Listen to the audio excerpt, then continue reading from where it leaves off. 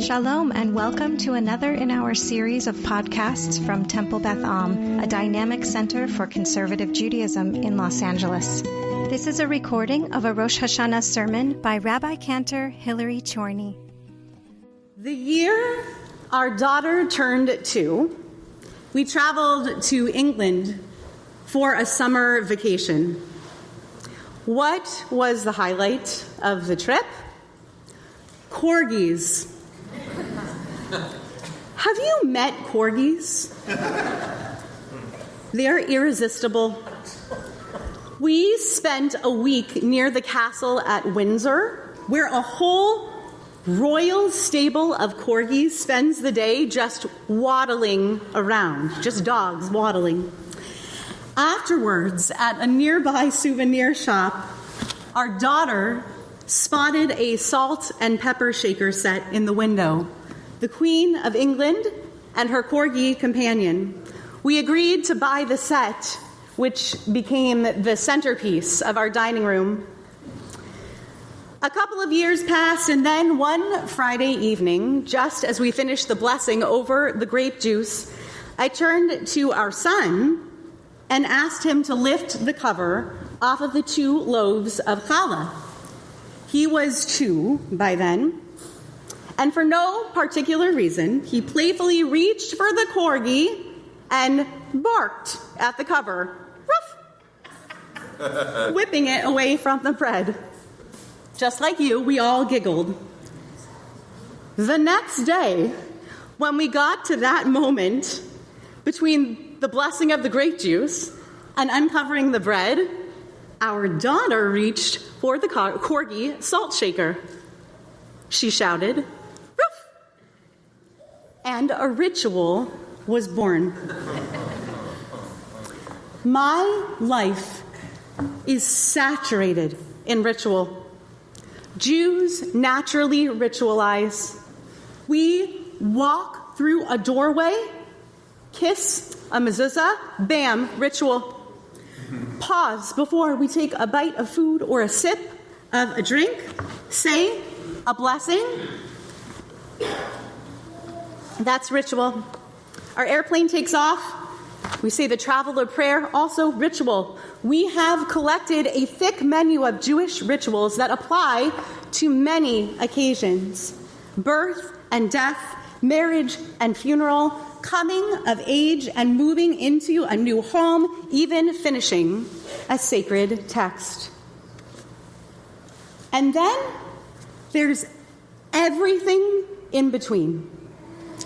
Liminal times that punctuate the everyday and cry out for ritual to mark the moment, but those rituals have yet to be invented or tried or performed. What is the ritual for an infant's first steps? For losing a tooth? For getting a driver's license? For a miscarriage? For becoming an empty nester? For starting menopause? For giving up a bad habit or an addiction? For beating cancer? We don't have a boilerplate congregational email for events on that list. These don't have a go-to curated ancient response, even though people have been losing teeth and mourning pregnancies and growing old since the dawn of time. Even though children will always leave the home and disease does not have to be a lonely experience. For all these reasons and more, ritual beckons to us. Stretch me, use me, take what has been created and give it life beyond. I do not limit myself to prescribed rituals. I love those rituals, but they are not enough. Life is full of moments that beg for discerning pauses, moments that are ripe for ritual attention. These are the ritual gaps. The moments in our lives that are charged with ritual potential. The ritual blank spaces. They beg us, mind the ritual gap. With your imagination, with your soul, and with your vision. Some ritual gaps are lighthearted and sweet. There was the family who wanted to change their kid's name at her bat mitzvah because 13 years later they still thought they had picked the wrong name. It happens. Other times, ritual gaps emerge out of purely practical communal need, which happened many times during the pandemic. Take, for example, the creation of the virtual Shmirah, where the recently deceased was not left alone, but rather guarded by virtue of an online sacred council. But most often, ritual invention is a tender and private exploration, a kind of wondering how to fill a ritual gap that is painful and challenging. I recall a funeral intake earlier this year with several nephews and nieces of a man in his 90s. His siblings had all passed before him, but the children of those brothers and sisters had cared for this man until his death. We were sitting together right before the funeral, and one nephew asked, "Rabbi, what is done when the last of a generation dies?" I had nothing to say, nothing to offer. So what I said was, "I don't know yet, but you're right to notice, and we will do something." And then there was Irit. Irit was sick. That's what the email said. Or rather, she was told that she was about to be very sick, and therefore she needed serious surgery. When we connected by phone, she brought her mama's spirit to the call, which is to say that her mom had died a few years earlier of the same disease, but she hovered with the comfort of a heavy robe. So she was there with us, her mama, this graceful soldier who had fallen in a battle against stage 4 appendix cancer. She sent me a picture of the two of them, long arm wrapped around her mother, the two of them smiling up at me from my computer screen as we talked about suffering. Irit had inherited this suffering.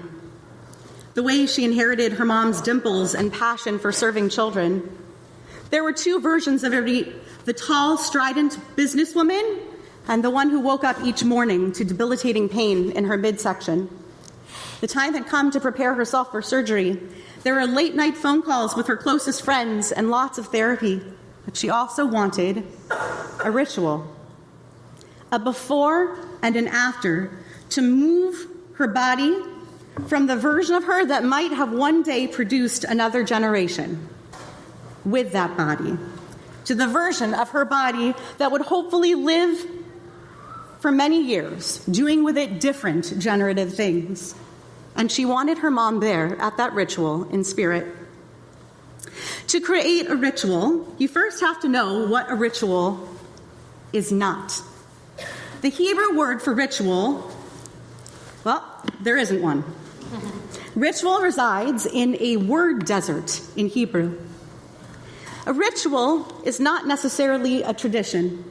A tradition is passed down from one generation to the next, and all rituals start sometime with someone, and they are authentic even when performed in their first generation, even when they are invented by you. So a ritual is already a ritual even before it is a tradition. And rituals are not necessarily customs, because customs can be as broad as the clothing we wear, the food we eat, where rituals have specific tools and an order and prescribed steps. At the Stanford School of Design in the last decade, several social scientists founded a ritual design lab to test the definitions and impact and efficacy of ritual in the sacred and secular realms. Their 4-part definition of ritual is the one that guides my thinking as I dissect existing rituals and invent new ones. Number 1, rituals have a magical je ne sais quoi factor. Can't put your finger on it, but a ritual will not feel like an ordinary moment. If it does, it's not a ritual yet. Rituals are mystical, kind of inexplicable. Number 2, rituals are done with intentionality, with the person tuned in to this be a special moment. Jews are familiar with this construct, kavanah. Bachya ibn Bekuda taught, prayer without kavanah is like a body without a soul.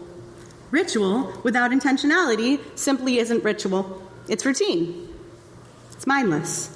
It happened, but you weren't really there for it. Number 3, a ritual carries a symbolic value that gives a sense of purpose, and that's beyond the practical. Beyond the practical. What I love about this principle is that it includes practicality, but not practicality alone. Think of netilat yadayim, hand washing. Is it practical to rinse my hands before eating bread? Sure, it's not a bad idea, but that is never its only purpose. And number 4, ritual evolves over time to better suit the people and the situation. Rituals are not static. They evolve and they grow. Eventually, our corgi salt shaker broke. I know, it was very sad. No, we did not hold a funeral for the corgi, though I did briefly raise the idea.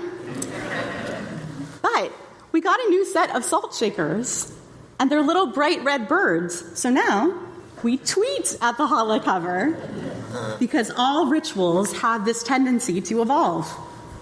In the year 1973, during the height of the Chavurah movement, a couple named Michael and Sharon Strassfeld published the first modern baby naming ceremony for a Jewish girl that paralleled the bris or brit milah. This marked an era when we were at peak American Jewish self-assuredness about our ability to invent Jewish ritual. Back in 2007, Rabbi Dr. Vanessa Oakes wrote an extraordinary book called Inventing Jewish Ritual that rightfully won the National Jewish Book Award. It examined the boom in ritual exploration and expression throughout the last quarter of the 20th century. I stand on the shoulders of Dr. Oakes' excavation of how we got to where we are today with modern Jewish ritual. Not just what women's seders are, but why women's seders came to exist. One of the great gifts Oakes leaves us with in her book is a guide for authenticating Jewish ritual. One great subversive aspect of ritual is that its authenticity does not come from its vintage. In other words, the legitimacy of ritual does not necessarily grow from time. Ritual magic can be instantaneous. One of my favorite stories that I tell again and again about ritual authenticity and the passage of time comes from Erica Keswin's book, Ritual Roadmaps. She wrote about this freshman at Northwestern University. The young man comes up to his provost in tears at the end of orientation week. He expresses his gratitude that he'd been able to participate in the March Through the Arch, which is this dramatic ritual in which he passed through a space on campus marking his official status as a college student. He says to the provost, I feel so connected to so many generations of Northwestern students. And the provost doesn't have the heart to tell the young man that the March Through the Arch was invented 5 years prior. So, if the passage of time doesn't make for an authentic ritual, what does? Dr. Oakes describes a Jewish ritual toolbox. She says that if at least one of these things is present, and often more than one may be, we've authenticated a Jewish ritual. Number 1, a sacred text. Or number 2, a ritual object or action. Or number 3, a core belief or value. These are obviously present in the rituals that we know and appreciate as part of our inherited canon. Lighting candles on Erev Shabbat, for example, involves the first 2 tools from the box, the sacred text of the blessing, the ritual object of the candlesticks, perhaps the candles themselves. We might even stretch to say that the core belief that this is the very moment in which we accept Shabbat is present as well. That same sense of authenticity is at the heart of new rituals, too.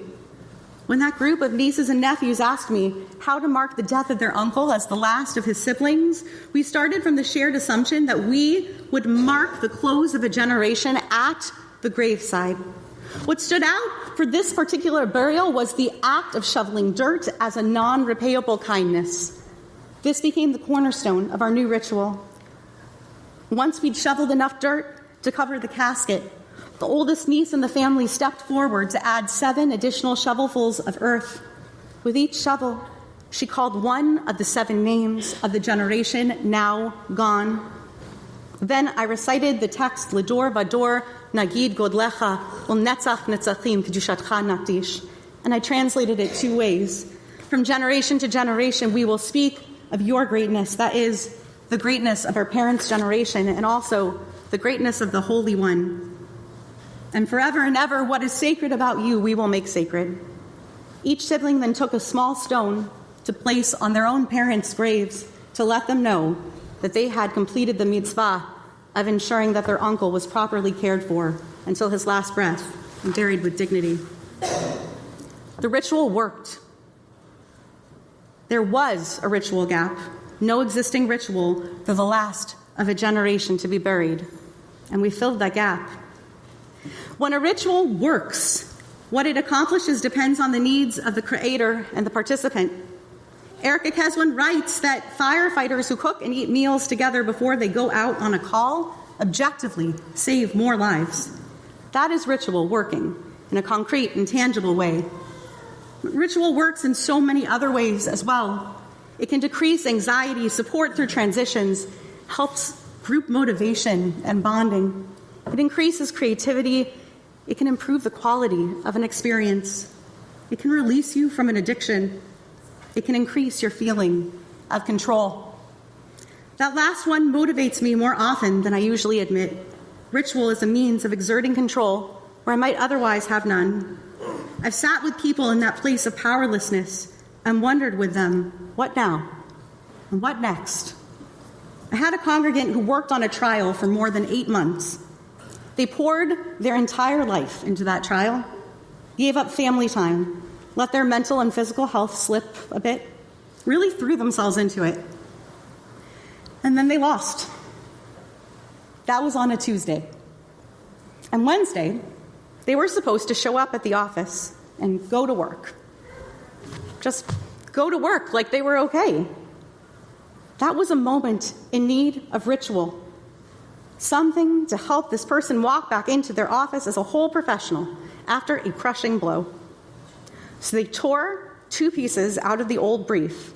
On the back of one page, they wrote, "I am but dust and ashes." And on the other, they wrote, "The world was created for me." They stuffed each in a pocket, and like Reb Simcha Bunim, they walked into their office knowing that they could pull out each slip of paper as needed.